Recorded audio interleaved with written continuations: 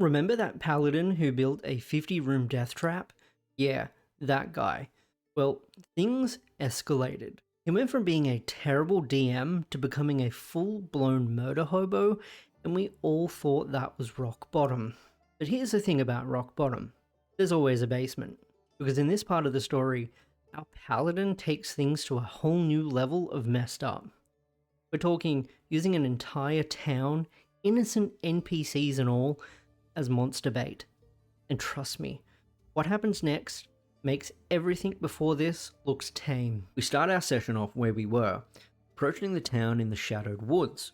Immediately at the session's start, a spirit resembling a diva appears before us and addresses the paladin.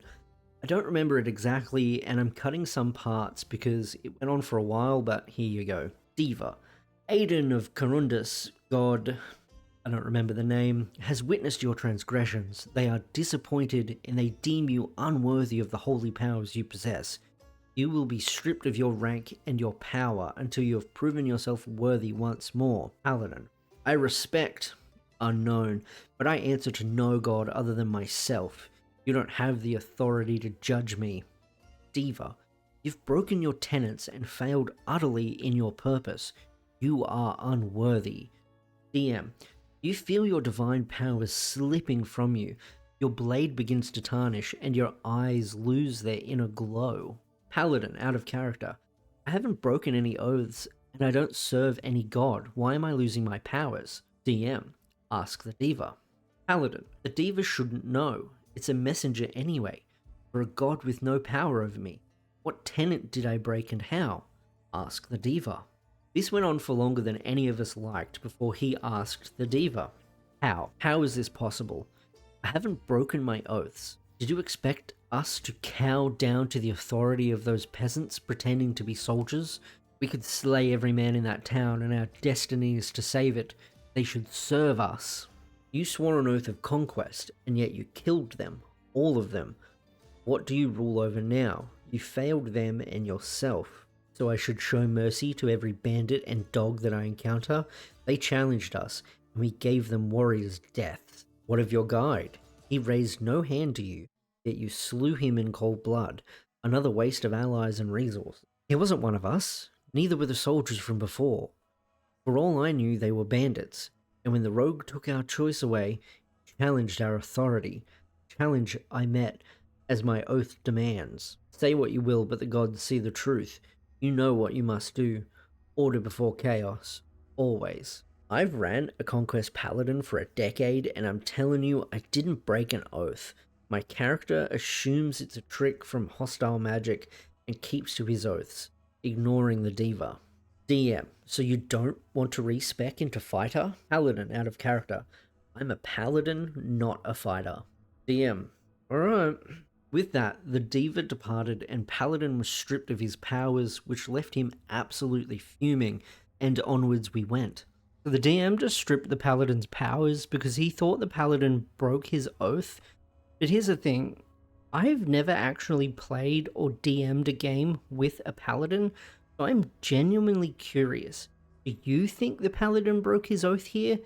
Because from what I understand about his subclass, he was playing it correctly. Drop your thoughts in the comments. I'd love to know if the DM had a point or if this was just a power trip. Either way, trying to force the paladin to change class into a fighter wouldn't have stopped his murder hobo tendencies. Anyway, let's continue.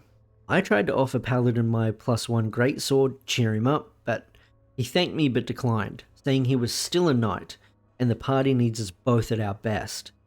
We arrive at the town outskirts and find it mostly abandoned. The buildings are run down, trees are dead, skies are grey, and mist seems to linger over everything. The town was made to support at least 1,000 people, but obviously houses around 100. We get to the town square and find a small mob of peasants waiting for us. They seem excited to see more armed people, especially since half the remaining town guard just went missing. We ask to see the mayor and they bring us in to meet him. The mayor comes out and greets us and offers to answer all our questions over drinks. We sit down and start grilling him and some of the elders over things, but they know next to nothing useful. Whatever force comes at night knocks everyone out at midnight, forces itself into buildings while leaving no trace other than broken boards, then leaves with a person before morning. Ranger investigates some of the abductions and can only tell that something shattered the wooden barricades with great force. No drag marks, even from the victim. Me. So, have you scouted the terrain to try and find any possible source of this evil during the day? Mayor. Well, there is the ominous field of blood corn. Me. The what? Mayor. Yeah, it's where we get most of our food.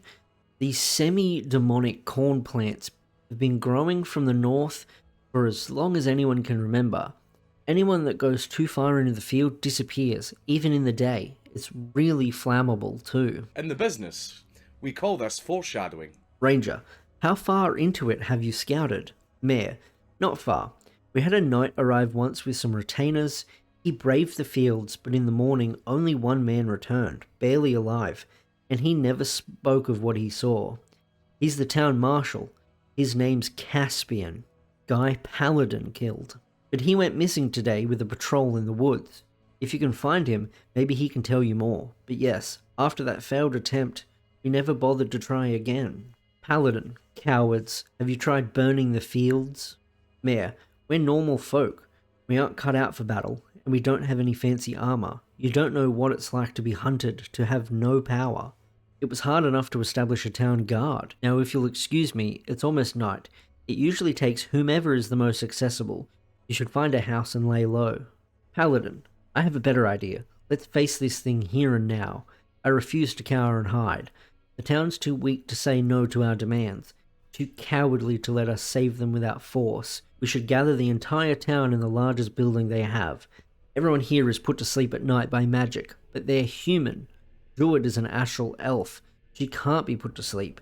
She can wake us, and we'll kill whatever's doing this before it can claim more victims. Worst case scenario, it takes one person anyway. Low risk, high reward.